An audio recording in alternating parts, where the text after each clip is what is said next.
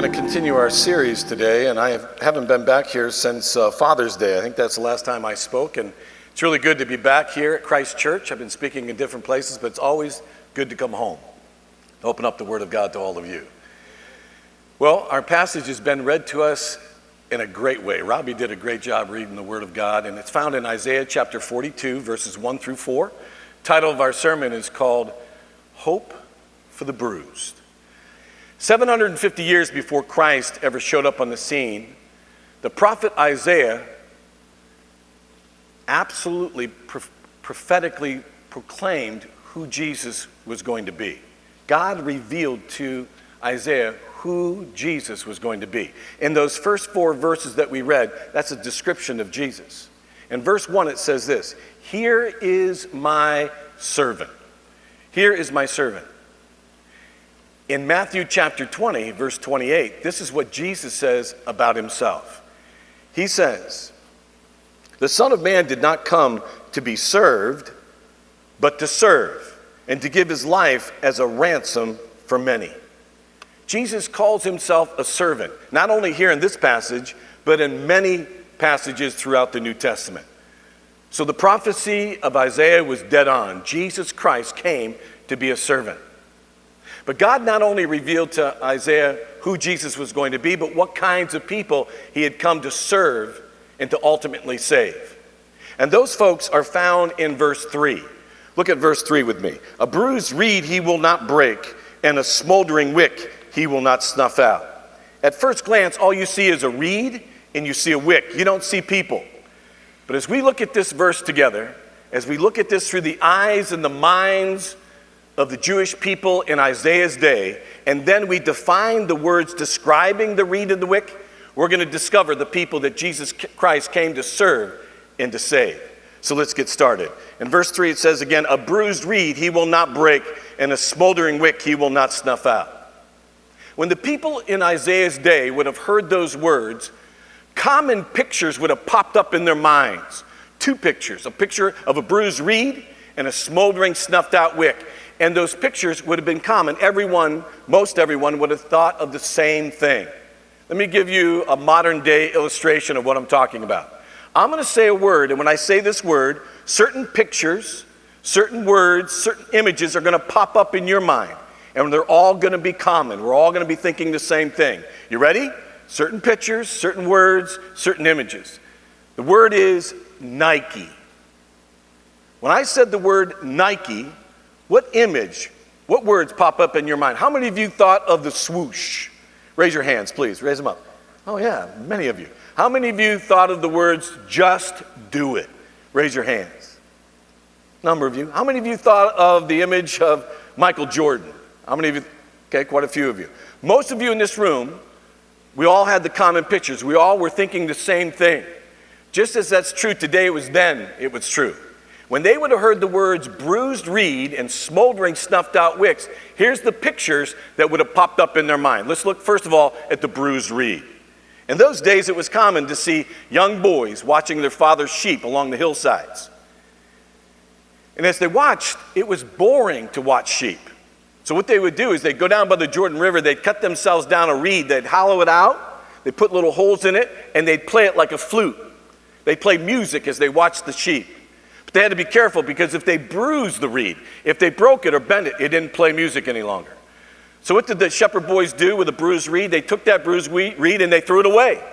Because down by the Jordan River, there were hundreds of thousands of new ones. So they took the bruised reed and they threw it away, and they'd go down and get themselves a new one. The second picture is the picture of a smoldering, snuffed out wick. In those days, they didn't lit their homes with electricity like we do. They lit their homes with small saucers, oil, like lamps. And it looked like a saucer, and they put oil in the saucer, and then you put a cotton wick on top, and that's how they lit the home. Let me ask the men in this room, why is it that we have been delegated the responsibility of taking out the garbage? Huh? How many of you in this room, men, have the responsibility of taking out the garbage in your house? Raise your hands. Come on, get them up high. Be proud of that. Okay, there you are.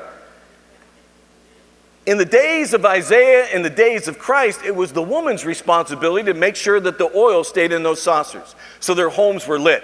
So here you have a woman walking into a dark room. It's dark.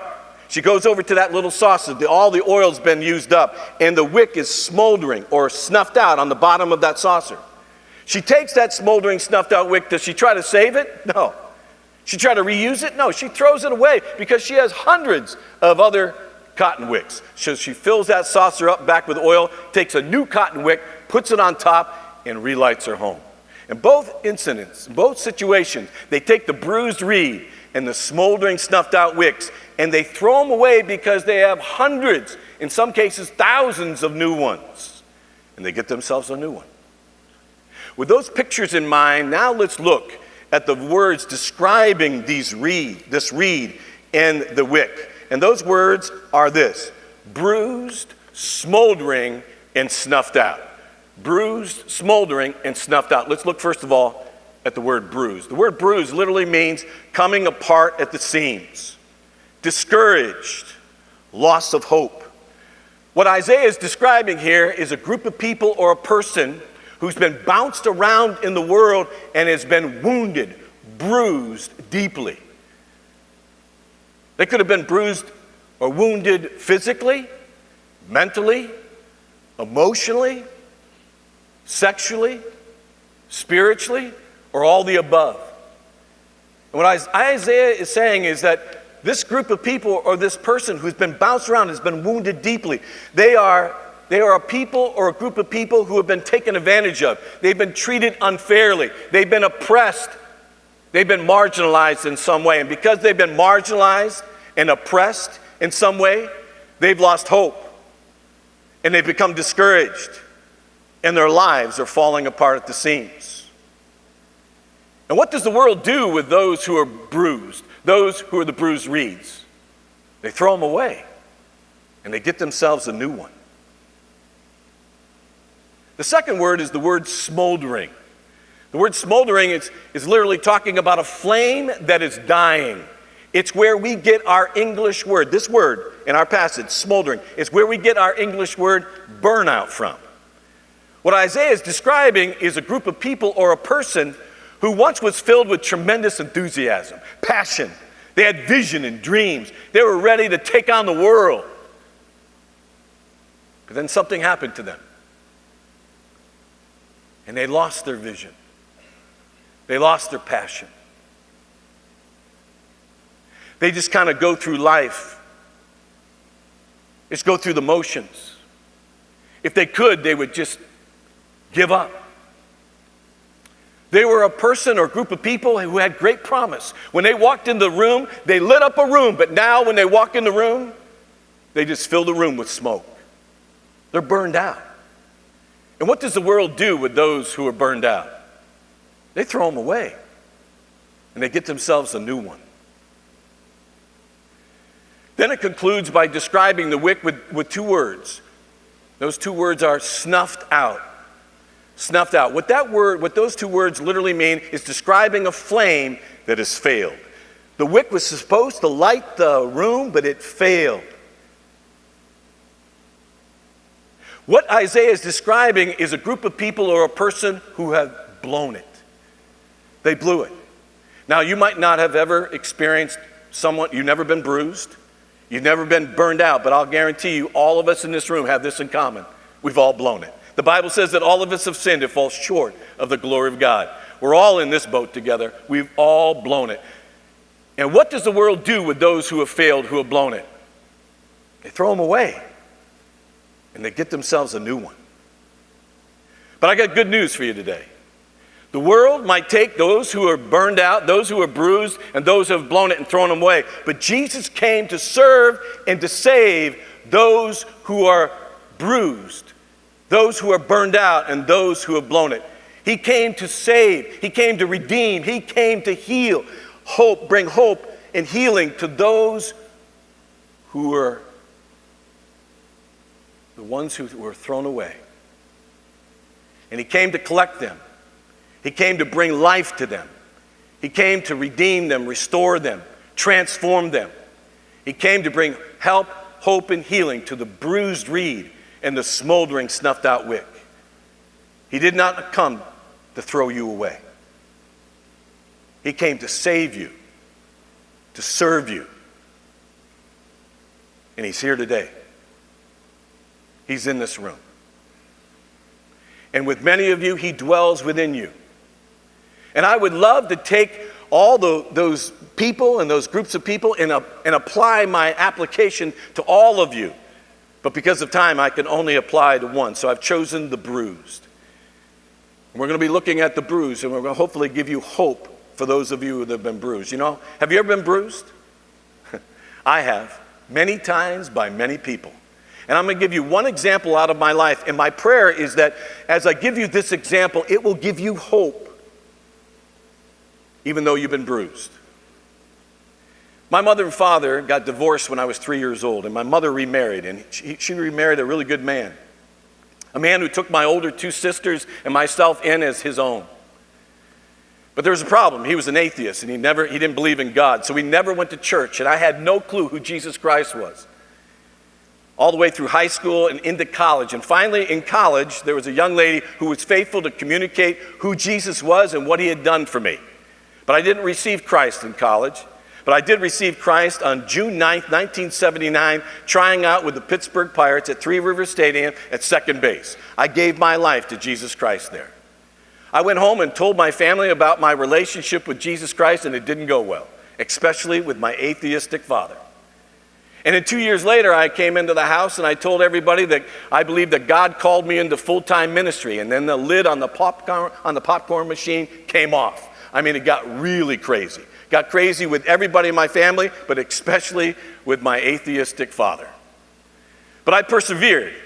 And I went off to seminary, and then 2 years into my study, I had to do an internship. So I came back home to my hometown, a little town called, believe it or not, Ripley, New York. Okay. So anyway, there I was in my hometown, and I was doing the internship, and the internship came to an end, and the summer was over, and I was driving home, getting ready to go back to the seminary. And as I was driving up into the driveway, my father and 2 of his buddies were out on the picnic table in the backyard. They'd been playing golf all day and drinking. I got out of the car, and I walked over, and they said, "Come on over, Ed." And I came over, and I sat down on the picnic table. And then in 5 minutes of my conversation with them, my father began to tell his 2 buddies everything I had ever told him in private. Everything I had ever told him in confidence. He began to tell everything to these 2 guys. Have you ever been betrayed? I'm asking a question. Have you ever been betrayed? It hurts deeply. It bruises your soul when you've been betrayed.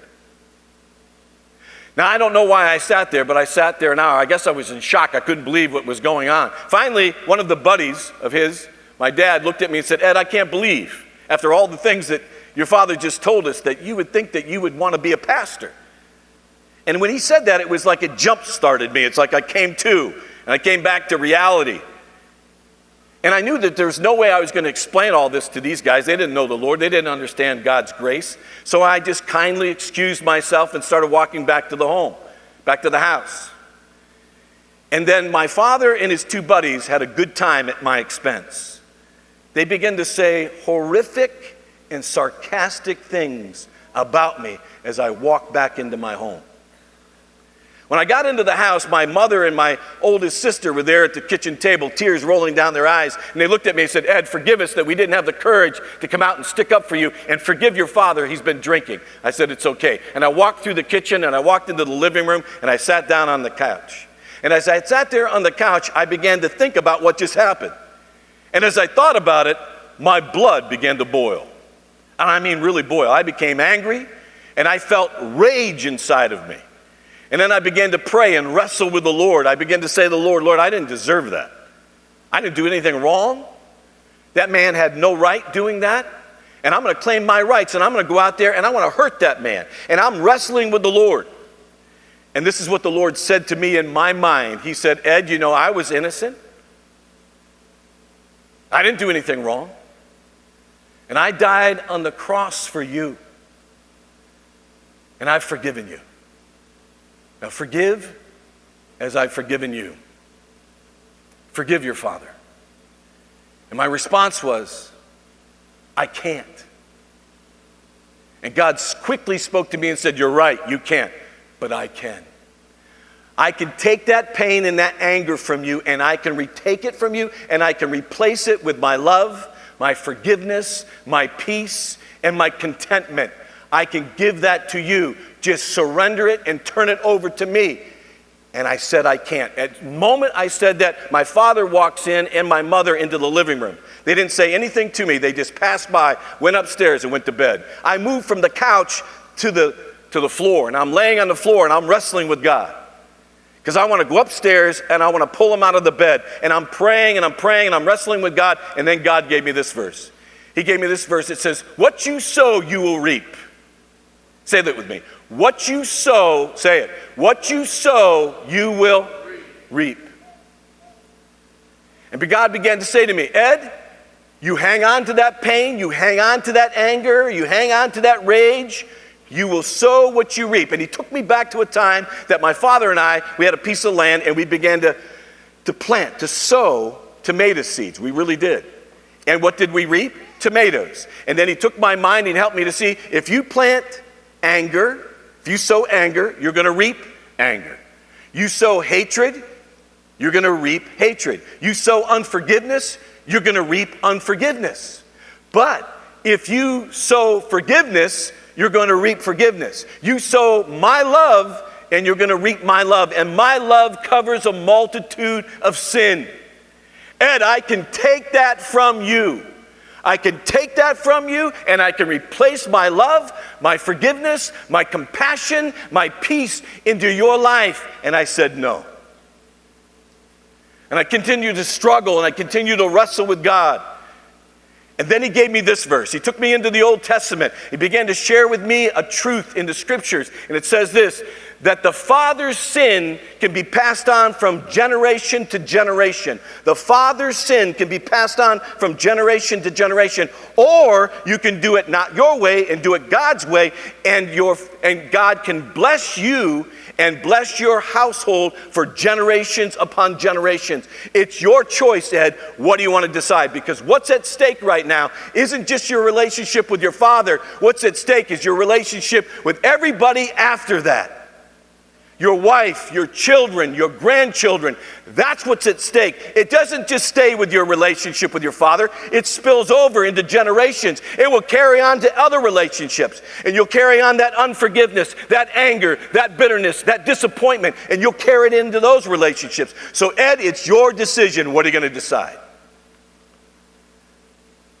And man, I cried out to God. I said, God, take it from me. I don't want to become what I hated. God, set me free. And I turned it over. I tell you the truth, the moment I began to turn that over to the Lord, all of a sudden I began to see my father in a totally different light. I didn't see him as my enemy. I saw a person who was bound by the enemy. He was lost. He didn't know Jesus Christ. And I began to think about, why would I expect him to do anything else other than what he did? And as I began to pray, God's love came over me. I began to pray for God's forgiveness. I began to pray for my father that he would come to know Jesus Christ. I stopped claiming my rights, and I began to look at my responsibility as a follower of Jesus Christ, and I began to look to my witness, and I began to pray for my dad. And I am telling you, God's love, God's peace, God's contentment came over me, and I went to bed. When I got up in the morning, I packed up my clothes and I went out and I put them in the car, and there on the driveway was my mother, my brother, and my father.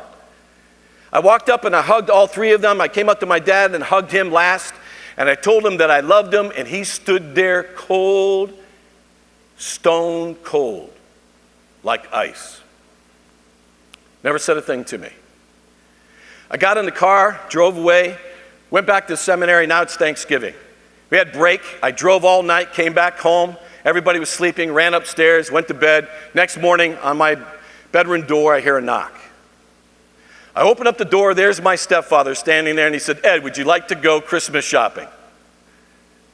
That's the first word I've heard out of him. Now, that sounds weird, but in my household during Thanksgiving, we went Christmas shopping.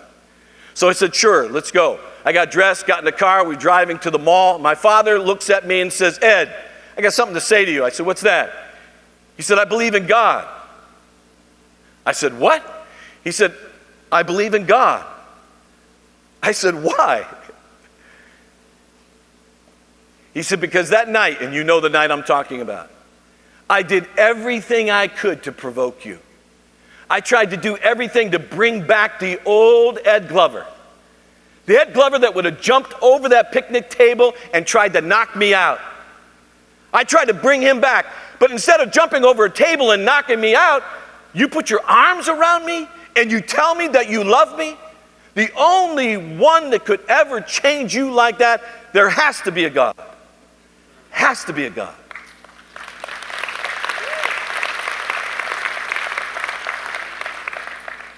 Then I looked at my father and I said, Dad, there's not only God, but there's Jesus Christ.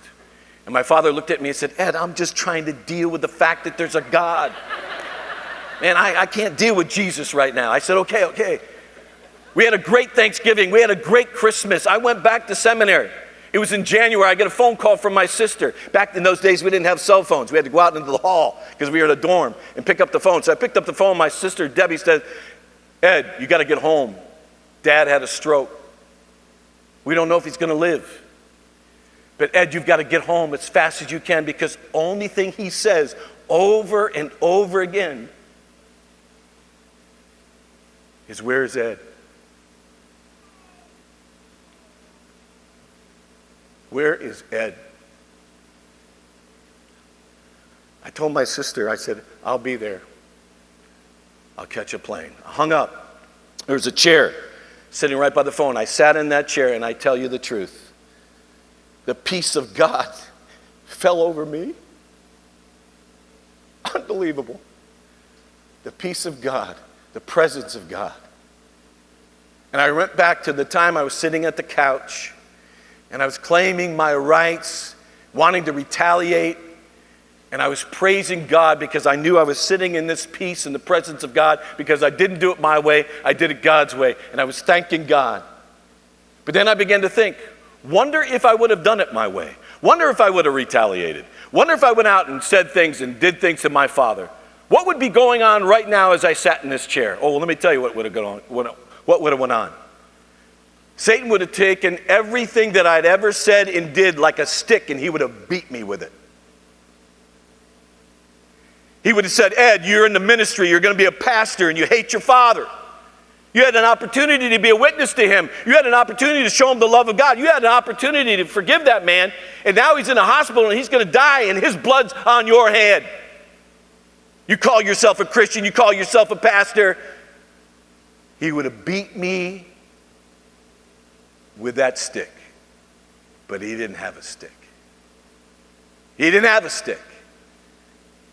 And I sat there and I began to praise God. I got on a plane. I flew home. I got to the hospital. I walked into that room. My father's laying there with all these wires connected to his body. I walked in. He saw me. He called me over. And I went over and he grabbed me by the shirt. He pulled me up real close to his face and he said this. He said, Ed, I love you. And I looked at my father and I said, I love you, and so does Jesus Christ. My dad lived another 10 years. He was paralyzed on the right side of his body. But I want you to know, every time I ever called him, every time we ever met face to face, every time we separated, we would tell one another that we loved one another. One day I finally had the courage to ask him, how come you never said that you loved me until that moment? He looked right at me and he said, because my father never told me that he loved me.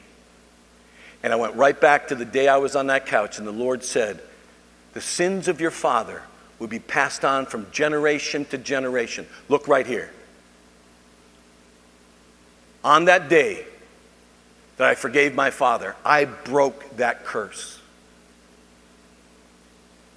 And today in my household,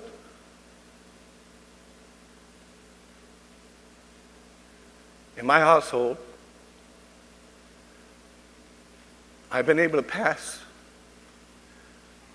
love and forgiveness and compassion to my family.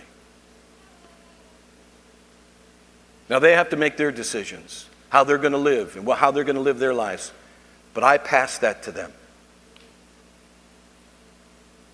I know that there are people out here today, and you've had horrible things happen to you.